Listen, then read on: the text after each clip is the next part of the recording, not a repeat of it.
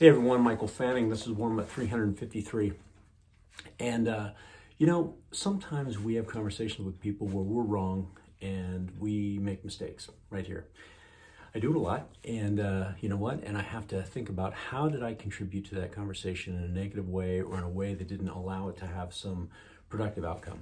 And there was a book that I had read not too long ago, and I wish this information would have been readily accessible in my mind at the time of the conversations I had just recently, and they weren't.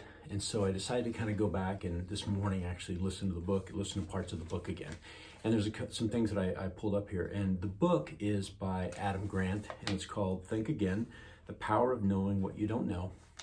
And so here's some things that happen, and what I want to talk about is, have you ever felt when you get defensive, right? What's happening is your belief is being hijacked, meaning somebody is attacking your belief. And we have this amygdala brain that goes into this fight or flight mentality.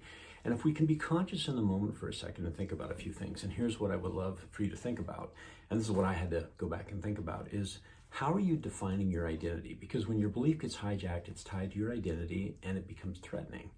And so I would ask you this, do you define your identity in terms of value, or do you define your identity in terms of opinion? Because those are very different, right?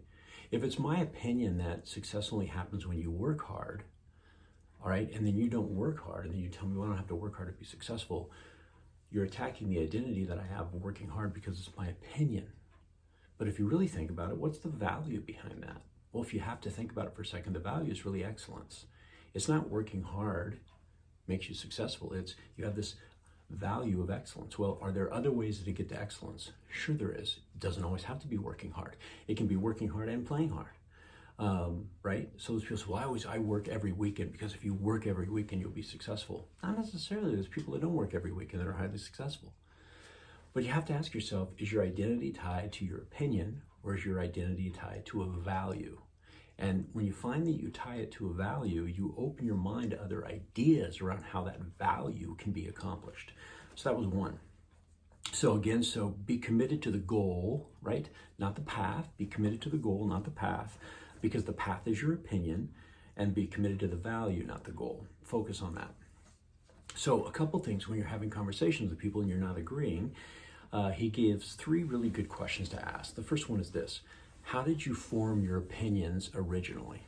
So help me understand how your opinions got formed originally. Because sometimes, things happen to us in the past and we form this opinion about it, and it may not necessarily be real. The next one, again, is always agree with valid points that are made on the other side. If somebody makes a valid point, then agree with them. I agree with that. I actually do. That's a good point that you made. A lot of times what we do is we try to fight that point that they make with our information, right? Instead of validating that they had a good point. And then the third one is this. It's just to ask the simple question: what evidence would change your mind or expand your mind? What evidence could I bring to the table that would help you change your mind or expand your mind? And maybe there is evidence and maybe there's not. It all depends on the open-mindedness of the other individual that you're communicating with. Just the way it works. And so what's really interesting here is the openness to negative feedback, right? The openness to negative feedback, what you find is that there's things you can say that will open up people's mind anywhere from 40 to 300% if you use some specific words to help them understand about, what you're about to say to them. And this one I love, and here it is.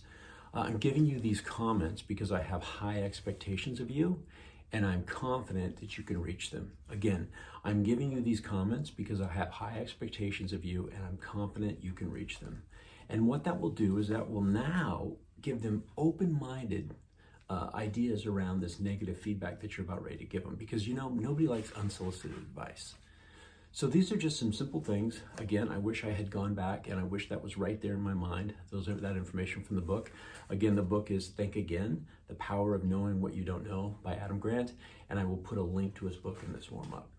Hopefully that was helpful. All right, everybody. Hey, make it a great day. Be awesome and help somebody. Talk to you later.